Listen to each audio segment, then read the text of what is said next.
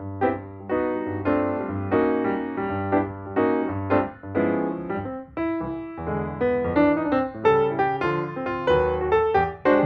to the latest instalment of Isolated Interviews, which, believe it or not, folks, is our 55th since lockdown began. I think I should be getting an OBE, don't you? Now, my next guest designs and sells the most exclusive and exceptional luxury sex toys you are ever likely to see. And I know you lot, you've seen a lot, haven't you? Let's talk to her and give a massive Outnews Global welcome to Shiri Zinn. Hello, Shiri. Hey there. How are you? Well, I'm fine, but we're loving the outfit and the hat. Now, if anyone goes on your website, which we are going to plug and put along the screen, it's shirizinn.com. Thank you. Of course we will. They will see that you produce some amazing stuff, and as well as being functional, I suppose is the right way to put it. It's also, these things are works of art. The design is incredible. So tell me briefly about your journey to becoming a designer of luxury sex toys. Well, we just had a little talk before. It was Naomi's fault.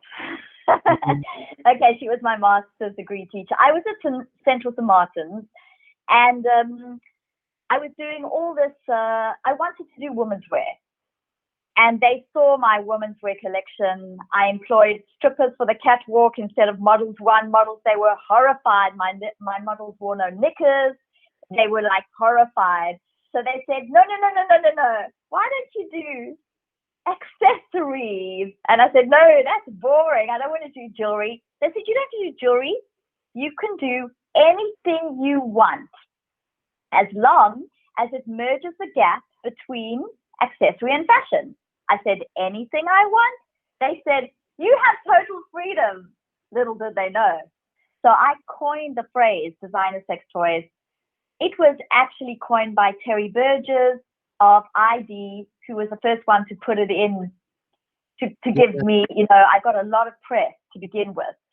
So what actually happened is I designed this quartz crystal, and it was like a knife. It was pretty sharp.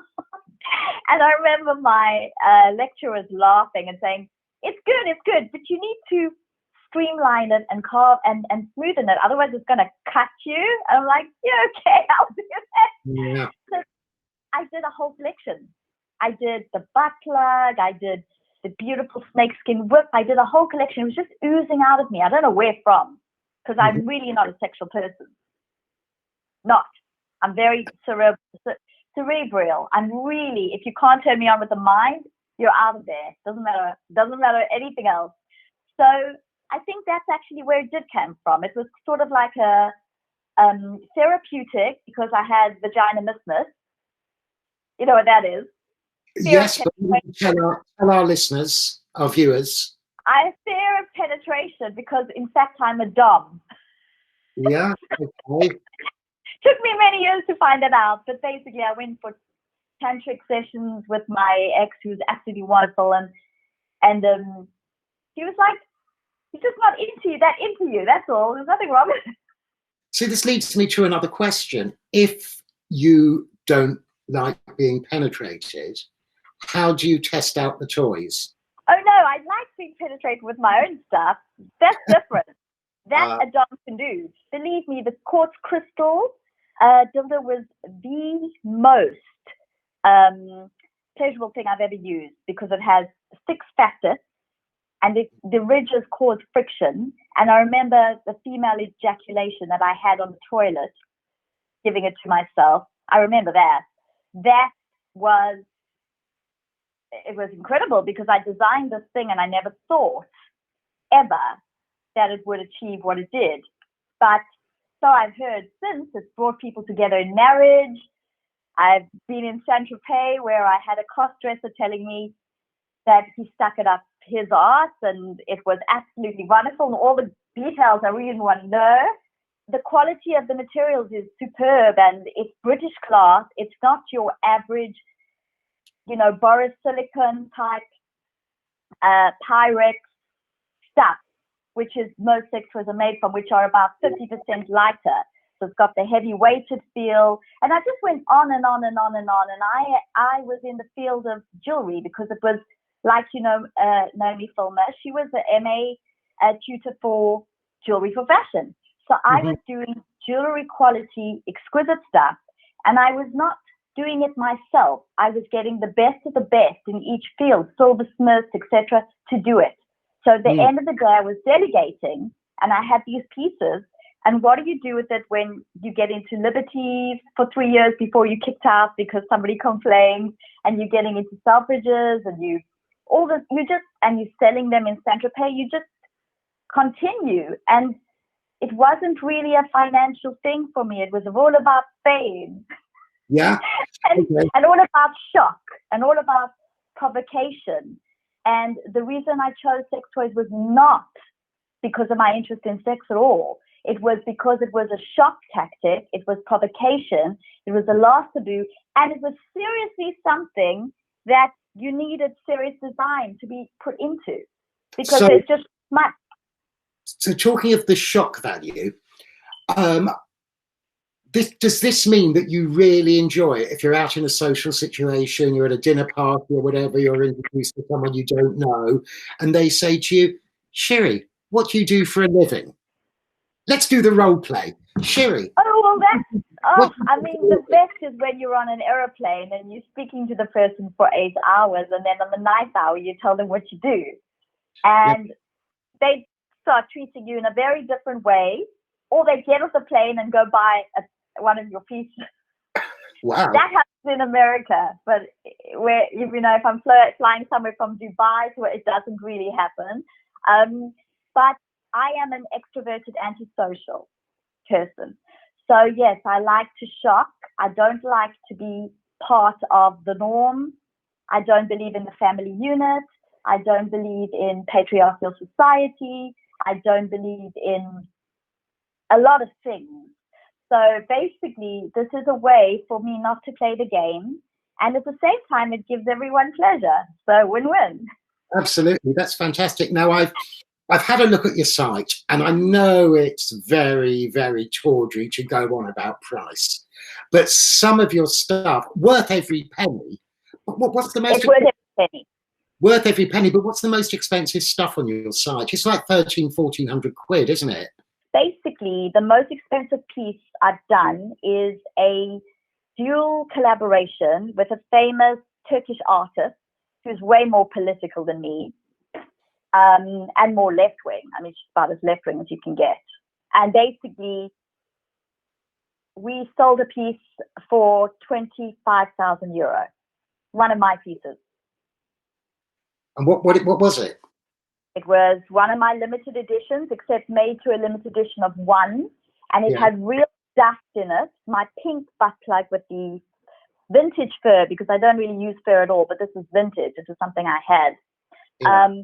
Basically, with diamante and the sterling silver stand. And it had real dust from an army barracks in Mercia. Her idea. I'm sending you the dust now. I'm FedExing you the dust. It has to be the real dust from this dilapidating army barracks. Okay, I'll put it in the dildo. Jesus Christ. And then it's sold. And someone bought that? Yeah, one of her collectors. A lovely Belgian collector, young girl. Yeah. So you mentioned that your sort of specially designed glass dildos are better than your traditional latex or silicone. I mean, obviously, I don't have the anatomy to be able to check that out. What is heavier? So when you pick it up, it's like a jewel, and when you pick up sort of a Pyrex one, it's like very light, and actually all that material comes from China anyway. Yeah. This is not. This is English glass. It's very similar to Murano, and the weight, you feel the difference. Every one of my things is incredibly heavy, Actually, the beauty of Shiri Zinn is that even with the cupcake, the little boutique sort of innocent, most innocent in the world vibrator that you can put on your kitchen shelf after using in a little baking tin, even this, the little dots on this are painted hand painted, painstakingly. And every one of my pieces, even the ice cream, has slightly different chocolate syrup each time. So the beauty about Shiri Zinn, whether you buy my new BDSM collection, which is very Zulu, hence my each piece is going to be completely different because you can never hand make two the same. Or if you buy my glass, each piece is completely different, even though it would look similar with the Swarovski diamonds and that. They're never going to be the same because it's not made out of a mold. With China, they're always made out of a mold. And many, many places where you buy products in my industry, it's even if it looks tailor-made, or even if you hear of a gold Lalo, it's coming straight out the factory. This is different. One of my limited edition pieces is made by 4 or 5 craftsmen all over England. Some as old as 85 years old, that retired shoemakers that I'll trek all the way down with this snake on the train to get them to hand bind it. And, and then it goes to silversmiths who do the Formula One Grand Prix trophy, make Rolls-Royce insignia like Bird of Ecstasy. They even did the first inauguration cross. Oh, well, there we go. Yeah. And now my silver is out the back door. I didn't think, when I was planning for this interview, I like to anticipate all eventualities because you never know where the conversations are going to go, but I never thought we'd mention the Pope. You mentioned that a lot of your products focus on BDSM. So the new range, which apparently is very different to the average BDSM on the market. Yes. So I don't know whether you're in a position to say this, but there's going to be a lot of people watching this, Shiri, who think, well, I have a pretty vanilla sex life and maybe I'll try a bit of BDSM.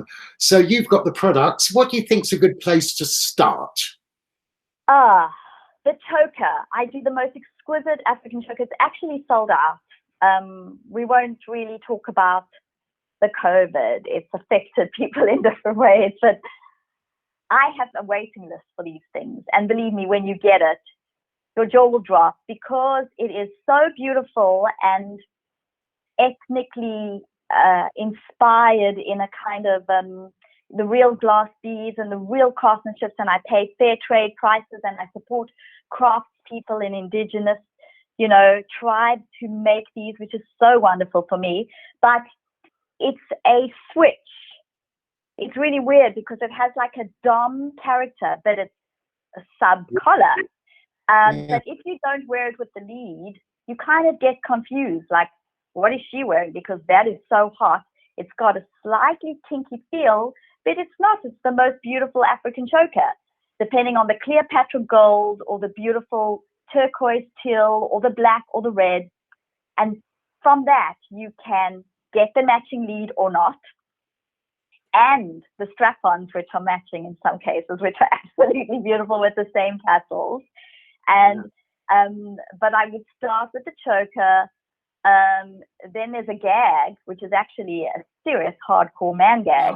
We've taken up so much of your time, but finally, Shiri Zinn, what is next for you? You've got this new BDSM collection, which you've plugged twice, and I've just mentioned it again, so that's 3 times. So aside from that, what is next for Shiri? What a lovely smile.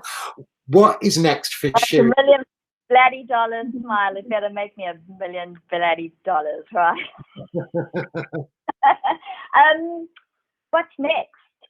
I'm not a future person. I started living in the now and doing ice swimming. I really healthy live in the now. But no, seriously, I don't know, because this line is more exciting than anything I think I've done. Yeah. And I like to play with where people are at. Even the strap-on, which is confused people, is very, very beautiful. And it was for people who never buy them, because it's so beautiful with the beaded jewel and all of that. So I don't know. I may just invent new fetish functional items that really don't exist for us cyborgs. Who knows? Well, Shiri, don't forget to tell us about any of your new products. This has been great fun. So on behalf of all our readers, all our viewers, and myself, I wish you love, luck, and happiness in Oh, everything. you're so sweet and genuine. Oh, bless you. Namaste.